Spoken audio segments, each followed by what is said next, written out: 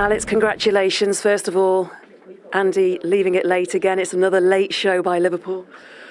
Yeah, but like I said, against Atletico, we can't keep relying on it. You know what I mean? I don't think we were anywhere near the standards tonight. I don't think we were great. I think especially first half you could see that a few of the lads hadn't played in a while. We were a little bit rusty on the ball, but the press wasn't good enough, not intense enough. So tried to fix that second half. I think we got maybe slightly better, but not by much. And then when it's 1-0, you just kind of invite pressure, and they got a sloppy goal from our point. And then it was just us trying to get them back in it, and luckily we could do that. But far from the standards today. Alex was all right though, wasn't he? Yeah, look, delighted for him. Delighted to have him in the door, but then it's all about strikers getting their first goal. Everyone puts so much pressure on them, which is sometimes unfair. But I thought he could have done better maybe in the first minute, maybe. But no, then when you get your first goal, he's going to score lots of goals for Liverpool, and the first one's always the hardest, and then hopefully many more to come. Right, could you have done better? The first chance, yeah, of course, it should have been a goal. But I think it's always about being ready for the next one, which I was. So happy for that. And how important was it? I know it was only your second start at Liverpool because you haven't had that much of a pre-season at all, and training and everything else. But to get off the mark, because it's a competition, the Carabao Cup, you've certainly got a record in scoring goals in. Yeah, I think it was good to get minutes, but of course it's a competitive game, so the main goal is to win, and we got to score a goal. So that's my main priority, to help the team with my goals and my game. But it was good to get some more minutes as well, on the way to getting fit. How far away are you from getting fit? Talk to us about that. No, I feel good. I feel fit, of course. Obviously, it's still early. New club and new teammates, but I feel good. I think it's a great team to be a part of, and I think with all of the games I get, it's only going to get better. And a first at half time to go off and do sprints? Yeah, that was a new one. I can see it there. It was funny. It was a new experience, but gotta get fit. You can see the screen behind of what he was made to do. What do you make of that, Andy? Yeah, obviously a lot's been, he's not had much pre-season, but since he's came in in fantastic shape. I thought he was excellent against Atletico. Thought he was really good again today, and he looks fit to me. Obviously, the sports scientists maybe think a little bit differently, but look, that's what we had to do in pre-season, so maybe he's playing catch up while he was. And just a word, vice captain leading the team out in this competition. How are you enjoying that role?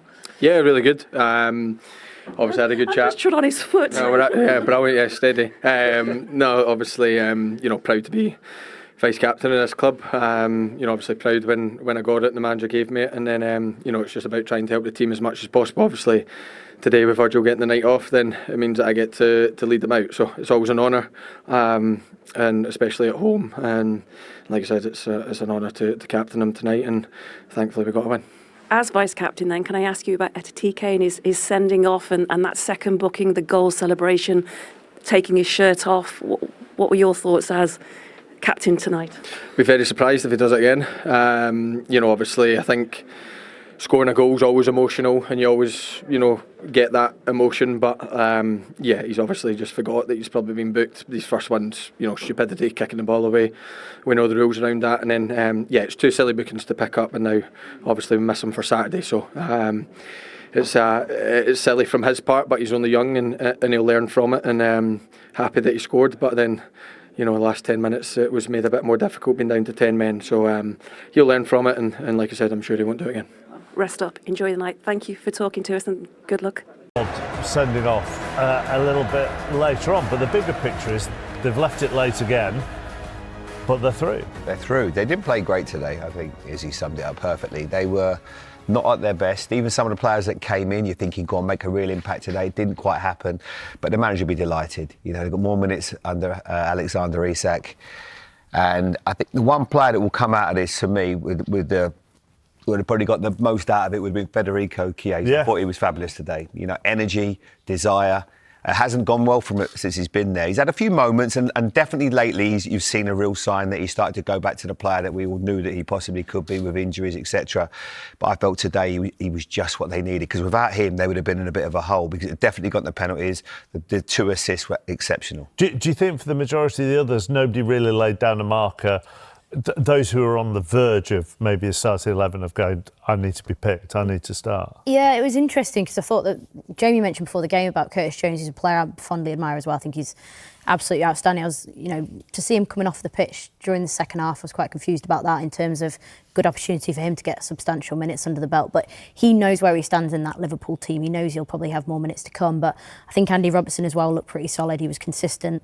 But I totally agree regarding Chiesa. I thought those 2 moments of quality, he looked the sharpest. He took the game by the scruff of the neck at times.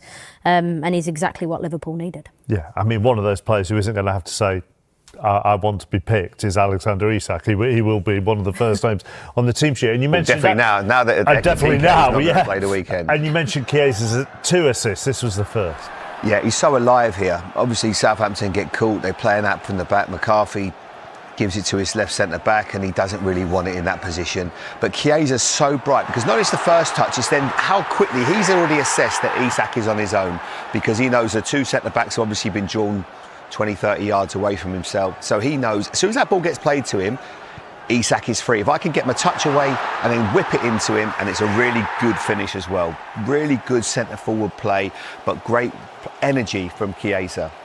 Got the minutes in the first half, got his goal, and then as we saw them at the break, they got the extra minutes in for him in these shuttle runs. Yeah, the top-ups. We're not sure how long he was doing them for, but he clearly needed to hit a few extra markers. The physical performance staff, I mean, I think their reputation so far this season for keeping players fit is outstanding. The squad availability that Arne Slot's got is very visible, and clearly just topping up a little bit. Would you like that, Jamie? No. If I'd have scored a goal and then you're getting 40, you knew he was getting 45 minutes. That would have been pre-assumed, and they've done everything they can. And right now, it's just about managing him, getting him back, because he obviously missed a lot of pre-season because what was happening at Newcastle, and it's always difficult to train on your own.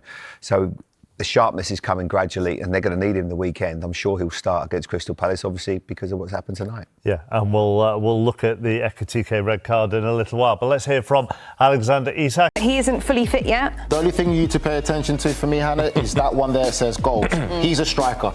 Grella will tell you, there's nothing more to a striker than getting that first goal, getting that monkey off that back, the weight, the expectation. He's going to grow with it. And when you look at the finish, it's a fantastic finish. It's a striker's finish. Knows exactly where the goal is. Goalkeeper tries to cheat, but that there is a cheeky near post.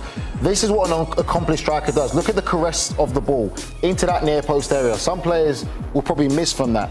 That is the biggest moment and most important thing he did in the game today. We said it before we had discussions. He hasn't had a proper pre-season.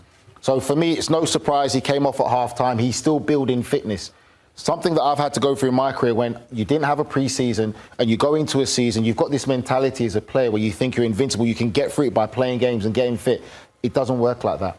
When you play games and you don't have the foundation, you're more likely to break down. That is why professional players have to have a pre-season. Pre-season is to build that foundation to go the rest of the season. So for me, how they're handling Alexander Isak is credible to Liverpool. They're being smart behind it. There's a lot more science in the game. But probably Grella can add to it more than I can. Being a striker, you've got the selfishness of scoring goals. Scoring goals is the most important thing. And now he got his first Liverpool goal. It will take a weight off him, but he has to still be patient with his build-up. And that's all I pay attention to. He got his goal. Yeah. That's what's important. Continue to build his fitness. What they buy him for, £130 million, you said? Mm-hmm. I mean, he's a £130 million asset. He's a £130 million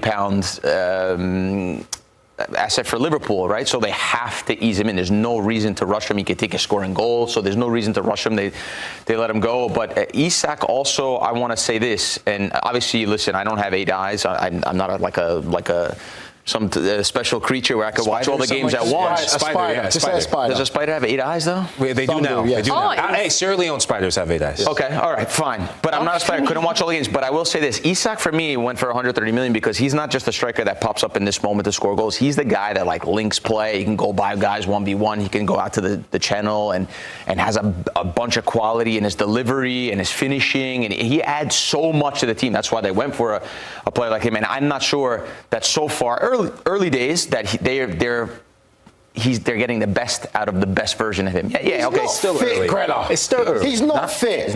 I'm not. All right. Can I just say what I saw today or no?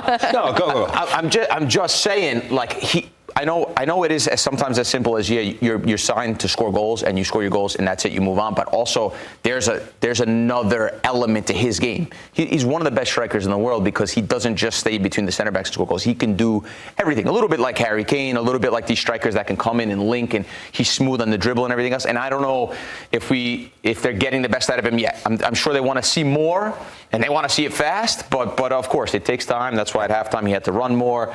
It was good to see that he got his goal. Federico Chiesa with 2 assists. So a lot of positives on the day, but still, I think there's a big room, a higher ceiling that they haven't reached. I 100% agree with that part that you said about we haven't seen what's to come. We're getting a glimpse of what's to come with him scoring goals. His job, his number one job for Liverpool, is not the link-up play, in my opinion. You have players, you have the Florian Wirtz, you have Mohamed Salah, who will help with that. His sole job is to come in and score goals, and I applaud Arne Slot because other managers would maybe ease him in and not give him the start. And as we talked about the importance of the Carabao Cup, he took a gamble. He could have gotten injured. He didn't. And you talk, Nige, about managing minutes, the assets. He is a Rolls Royce of a footballer, and I love that they're using halftime to get him minutes. But I want to talk about other players. Hugo Ekitike. What a moment of madness from him. You do your job, getting the goal. But Nige, I mean, you're a captain in the locker room. What's the words you would have had with him after the match, knowing that the Palace match is coming up? You get your goal, and then you want to have your personal moment to shine, take the jersey off, and then show it to the crowd. It's stupid. I'll just say, what were you thinking, lad? That's what you got to say. What were you thinking? I mean, it's a silly second booking. You should be very aware of your first booking. To already be booked in yellow card and then to take your shirt off, knowing the rules of the game, it's a moment of madness. I know sometimes as players we get caught up in the moment, the adrenaline and everything that goes on, but it's a real silly booking. You let your team down with everything that's going on. Obviously we saw Isak coming off. Now you put yourself in. I think Arne Slot's expression at the end of the game tells you a lot right now that he's very upset. Yeah, taking a look now at the yellow cards, we can see when Hugo Ekitike received them. So the first one happened in the 52nd minute. Tell us why he got this, Grella. Why did he get a yellow card here? That's a good question, Hannah. That's why he got the yellow card. There you go. I thought it was for the first grab, but okay. But then he volleyball punts it there, and then the second one he takes That's descent. And then obviously, probably the frustration from missing that first chance, and then this one there, it's just a moment of madness, lapse of concentration. And again, you talk about all the other players should have been, what are you doing? Players should have been running straight to him as soon as he starts, pull your shirt back down. Moment of madness that it's hard to forgive that. Because he's not a child. It's not even like it was a tackle. They could have been so easily prevented. It's a little bit ironic, right, the moment, because he does something, you used the word personal before, but he does something, because he scores the goal and he does something out of a raw emotion and he's showing his jersey, right? But then it ends up actually hurting the team in the long run because hurts him. Maybe Isak is not ready to start in the next games or whatever. And also, Ekitike is a weapon on his own. He's almost scoring a goal a game if you look up all competitions and the minutes that he's played. So to do that, it's not only just a moment of madness, it's a moment of, hey, this is about me, because he's showing his jersey. And so it's I'm sure he'll learn from it for sure, because at that level, when you're at a club like Liverpool, it's never about you. It's always about what's best for the club. And obviously what's best for the club in the next match is that he's there. And he won't be. And they're tough, and it's a tough fixture because they're going to play a Crystal Palace side. There's not going to be no rollover. They're going to be very hard to beat. And Ekitike started great at Liverpool so far, scoring goals, doing everything that we probably expect. He's probably exceeded expectations by most people for how he started because Isak was the man. But to do that, like you said, to make it about yourself, pulling your it was just unnecessary. And it'll probably make Arne sort of look at him to say, I don't know, I mean, I could trust you to a certain degree, but he'll have to start to reevaluate how much he can trust you as a player because you've got the experience. There's no need after a silly booking. If you're going to get booked, I always say get booked for a tackle at least. Get booked for something that's worth it.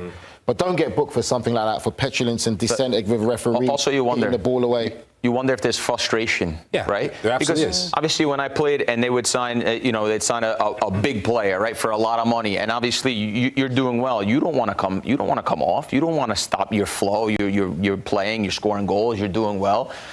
And the writing's on the wall, right? They sign Isak because Isak is going to play in that position. Or sooner or later, Isak is going to play in that position. So maybe you've shown a little bit of frustration. I know as a player, you always think you're the best, right? You don't think anyone's better than you, and you work hard to get to that level. In this video, guys, we are claiming our weekly Ultimate Team rewards and opening a pack. Let's hope I get something good.